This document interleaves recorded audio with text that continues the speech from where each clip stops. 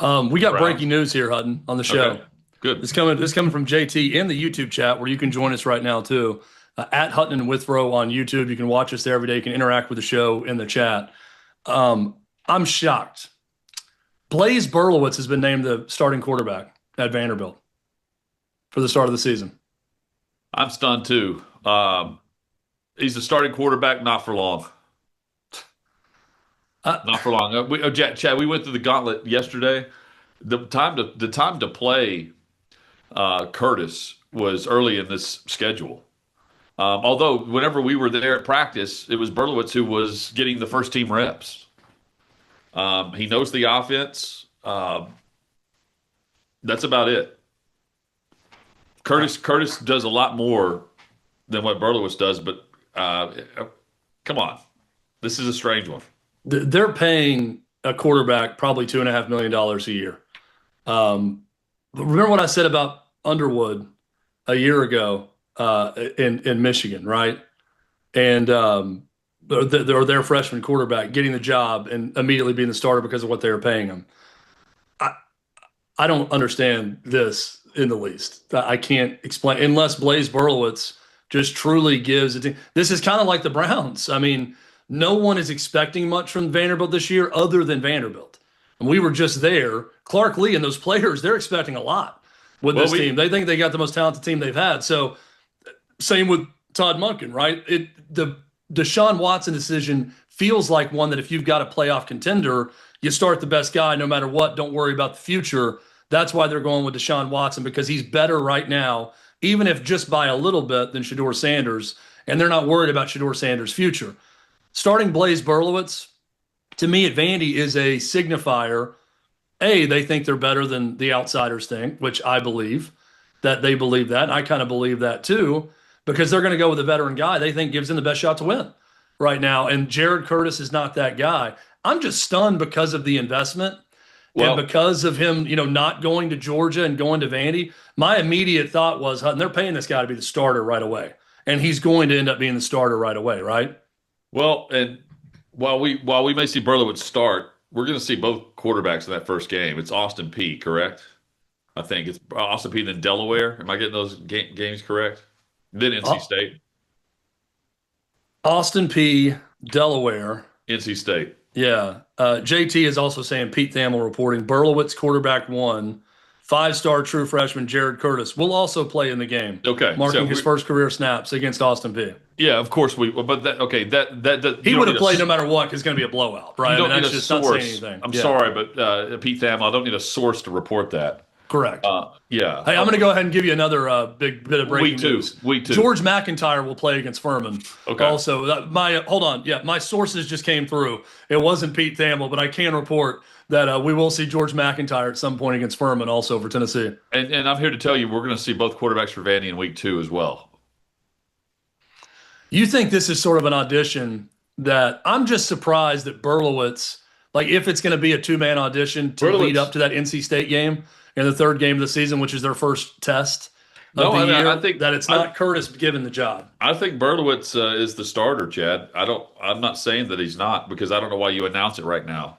I'm simply saying Berlowitz has a penchant for turning the football over.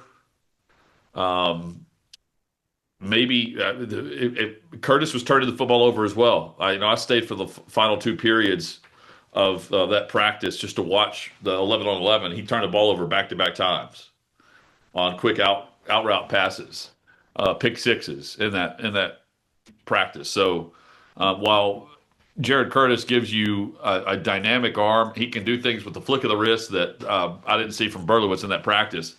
Berlowitz, if with the veteran mindset, with the upperclassman experience, if he can just hang on to the football, not make the dumb mistake, keep you out of the bad play, that's a win for Vandy that's going to rely on the run game anyway. Do you remember what Clark Lee told us when we interviewed him at Vanderbilt that day? He said, we want to be the anti-entitlement program of college football. I can't think of a better way of sending the signal out that you're the anti-entitlement program than not starting the 5-star freshman, #1 ranked quarterback, biggest recruit ever to come into Vanderbilt football on day one, if you feel like the older guy gives you a better shot. That is a good signal to everyone on your roster that this is going to be an anti-entitlement program, that no one is given anything here until they've earned it. So I think from that standpoint, it makes it easy for Clark Lee to sell that. I know Catfish Jake and others immediately laugh that it's going to be a tough sell for Vanderbilt University to be the anti-entitlement program, Yeah. given how expensive it is to go to that school and given most of the students at the school, which is funny, and I get it. But I also see this move, Hutton, and I'm thinking it's a pretty good sign that they are going to be the anti-entitlement program. Well, and also it's much easier to go to Curtis than it is to go away from Curtis and go to Berlowitz and then back to Curtis. If you're going to do this, right? Like Austin Peay, Delaware, NC State. NC State, Vanderbilt hosts that game September 19th. After that game, after those first 3 games, then you have a gauntlet with Auburn, Georgia, and Ole Miss back to back to back. You'd rather have an upperclassman running the offense, especially if you can get a ground attack going, than you would a true freshman who's still trying to learn his way and trying to figure out where classes are. Yeah. You know? And at Vanderbilt, we were told they have to go to class. Like they don't have to go have to class. online classes as much. I'm, so they actually physically go to class. So that is a thing, finding those buildings. I'm surprised, though. I'm with you. I'm shocked. I expected this to be Jared Curtis's offense, and it still could be. It's just not going to be right out of the gate. They're not turning things over to him solely. And it's easier to play both quarterbacks, Chad, if you've got the fifth-year senior. Fifth-year senior, I believe, right? Yeah, he's a veteran guy. I mean, he's been around Tim Beck and that offensive staff for a long time. So, yeah, I mean, his knowledge of what they're trying to do has got to be off the charts better than Jared Curtis. But, I mean, again, this is not the way the current business of college football works, right? I mean, that's what surprises me so much is, and this is not disparaging to Vandy. It's my assumption for anyone would have been, you got the number 1 quarterback in the country to not go to Georgia where he was committed before.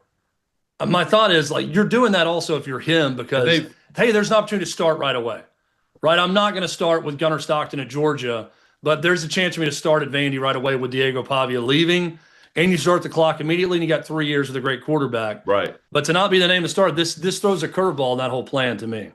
Well, and look, there have been 2 scrimmages since we last saw them practice. So a lot of Clark Lee says what he means and means what he says. We know that when describing his football team. I'll point back to Bryce Underwood as the example at Michigan. They were paying him to be the starter. Like with the money they allocated to him, the number 1 quarterback in the country. You know, I think LSU was one of the ones he was looking at to not go to LSU. They invested so much that, hey, we believe in this guy and his talent. We're going to take our lumps maybe early, but he's going to be the starter. In Tennessee, you don't have to look further than in-state. Faison Brandon, he was right there, 1 or 2, right behind Jared Curtis as one of the top quarterbacks in that class, as a 5-star guy. Tennessee, Josh Heupel has no problem rolling the dice and starting the true freshman because he's shown more. Now, what we don't know, Hutton, and what you're talking about, even watching practice, is to me that says that knowing Clark Lee and how honest he is with his team and what he's doing, Jared Curtis didn't show more. Blaze Berlowitz, he knows how to get the respect of his team, right? Blaze Berlowitz showed more.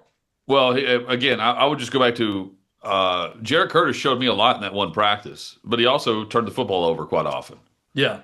You know, like he's got an explosive arm. He's got the ability to really take the top off of defense and actually give you a passing game downfield, vertical. But is Berlowitz going to protect the football? Because if as long as he does that, he's doing a little bit more than what the true freshman's doing right now, just by keeping possession. And again, it's no easy task. You have 2 weeks to get everything up and running, and then you face NC State. And then all of a sudden, the SEC gauntlet for every team faces in Auburn, Georgia, Ole Miss. That's no easy 3-pack for the month of September for a true freshman quarterback. And if you're trying to win over your locker room and make sure that they know you're about the right things and doing what's right for them, right?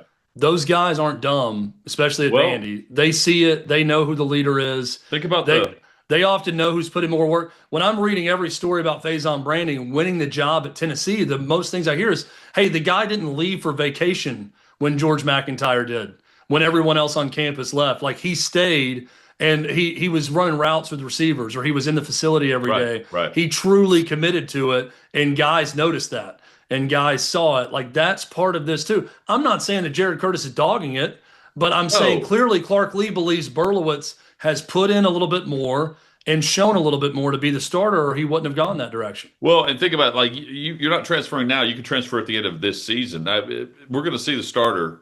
The starter right now is not going to be the starter at the end of the year. I agree with that. Okay, the starter right now is not going to be the starter at the end of the year. But what I do know is Auburn's defense was not the problem with Auburn last year. Georgia's defense, always amongst the best in the country. Ole Miss's defense, we know what Pete Golding does with his defense at Ole Miss. Those are the first three SEC defenses out of the chute for Vanderbilt's team.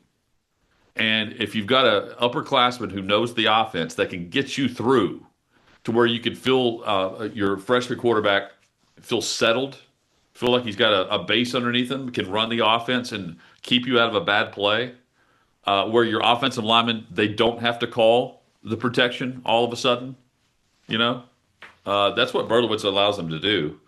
They get to run more of the offense, the base offense, than what the freshman would, because it doesn't condense you down to whatever the one young quarterback's doing well, and you don't have to protect the young quarterback as much. He's going to be the starter. He's just not right now. And we're going to see him play. Hey, breaking news, Chad. We're going to see him play first 2 weeks. Oh, you mean against Austin Peay? Yeah. That they might play multiple quarterbacks in that game? Yeah, they might. Okay, that's good. They just might. Thank you, Pete Thamel. I can see Pete Thamel behind those very bookish glasses that he wears all the time, typing out that tweet on his laptop. Yeah. Like, Ooh, there we go. I know this. Boy, do I have a scoop for thee today. 2 quarterbacks will play against FCS Austin Peay in week 1. Let's discuss the 2 true freshman quarterbacks, though, that we will see in the state of Tennessee. One is going to start for the University of Tennessee. One, starts by coming off the bench. That's next year on Hutton Withrow.